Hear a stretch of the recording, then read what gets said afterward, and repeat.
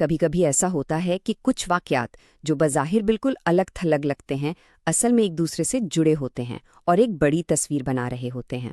آج ہم یہی دیکھیں گے کہ صرف 48 گھنٹوں کے اندر پاکستان میں پیٹرول کی قیمتوں سے لے کر ایران میں ایک امریکی طیارے کے گرنے تک یہ سارے واقعات مل کر ہمیں کیا کہانی سنا رہے ہیں۔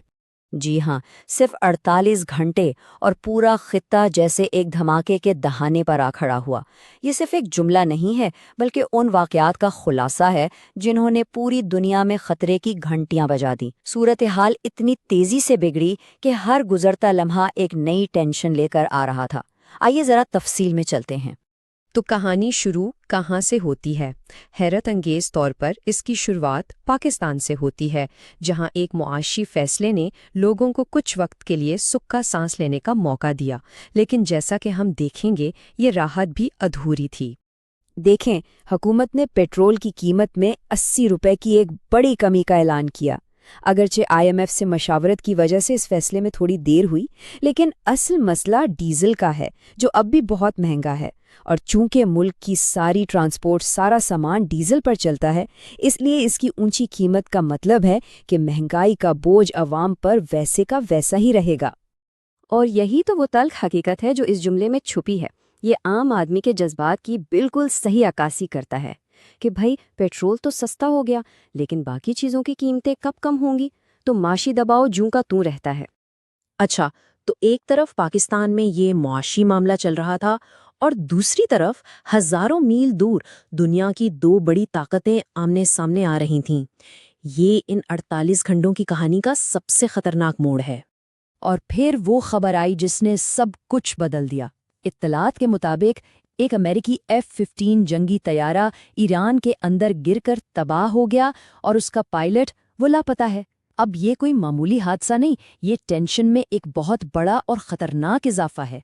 صورتحال کتنی سنگین ہے اس کا اندازہ اس بات سے لگائیں کہ خبروں کے مطابق ایران نے اس لاپتہ پائلٹ کو پکڑنے کے لیے $60,000 کے انعام کا اعلان کیا ہے۔ اسے نہ صرف پائلٹ کی جان کو خطرہ بڑھ گیا ہے بلکہ دونوں ملکوں کے بیچ کشیدگی کی شدت بھی صاف نظر آ رہی ہے۔ تو ظاہر ہے جب ایسی صورتحال ہوں تو اس کی ایک قیمت ہوتی ہے، اور یہ قیمت صرف انسانی جانوں کی نہیں بلکہ اس کا مالی اور فوجی نقصان بھی بہت بڑا ہوتا ہے۔ اب ذرا دیکھتے ہیں کہ امریکہ کو اب تک کتنا نقصان اٹھانا پڑا ہے۔ یہ اعداد و شمار واقعی چونکا دینے والے ہیں۔ رپورٹس کے مطابق امریکہ اب تک ایک F-35، 4 F-15، ایک A-10 تھنڈر بولٹ اور 17 MQ-9 ریپر ڈرونز کھو چکا ہے۔ یہ اربوں ڈالرز مالیت کا فوجی ساز و سامان ہے۔ ان نقصانات میں جو سب سے مہنگا نقصان ہے وہ ہے ایک E-3 سینٹری AWACS نگرانی طیارے کا۔ اس کی قیمت جانتے ہیں کتنی ہے؟ تقریباً $700 ملین۔ جی ہاں، $700 ملین صرف ایک جہاز کے لیے۔ یہ اس تنازع کے مالی بوجھ کو واضح کرتا ہے۔ اور جو بات واقعی دلچسپ ہے وہ یہ ہے کہ اس جنگ میں لاگت کا فرق بہت زیادہ ہے۔ ایک طرف امریکہ کا ایک MQ-9 ریپر ڈرون ہے جس کی قیمت $30 ملین تک ہو سکتی ہے، جبکہ دوسری طرف ایرانی ڈرونز کو انتہائی سستا کہا جا رہا ہے۔ یہ فرق جنگ کی نوعیت کو ہی بدل رہا ہے۔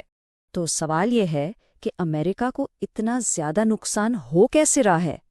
ماہرین کے مطابق اس کی ایک بڑی وجہ ایران کا ایک نیا اسموک لیس میزائل ہے، یعنی ایسا میزائل جو فائر ہونے پر دھواں نہیں چھوڑتا۔ اب جب دھواں نہیں ہوگا تو اسے ٹریس کرنا، اسے روکنا تقریباً ناممکن ہو جاتا ہے، اور اسی لیے یہ اتنے کامیاب حملے کر رہا ہے۔ اور یہ لڑائی اب صرف امریکہ اور ایران تک محدود نہیں رہی، اس کی آگ اب پورے خطے میں پھیل رہی ہے اور مختلف ملکوں میں حملوں کی ایک لہر شروع ہو چکی ہے۔ پچھلے کچھ گھنٹوں میں کیا کچھ نہیں ہوا؟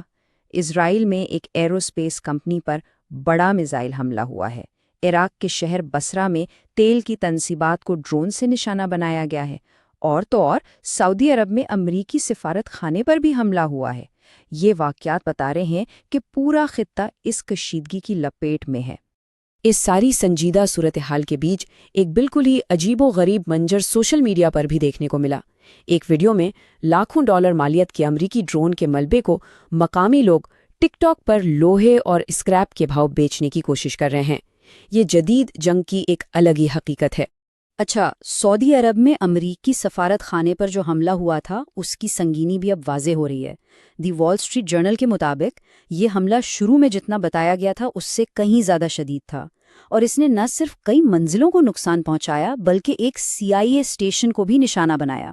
اس سے یہی لگتا ہے کہ نقصان کو شاید کم کر کے پیش کیا گیا تھا۔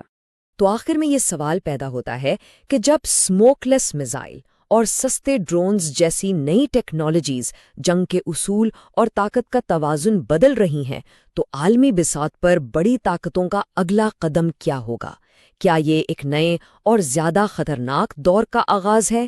یہ وہ سوال ہے جس کا جواب خیر آنے والا وقت ہی دے گا۔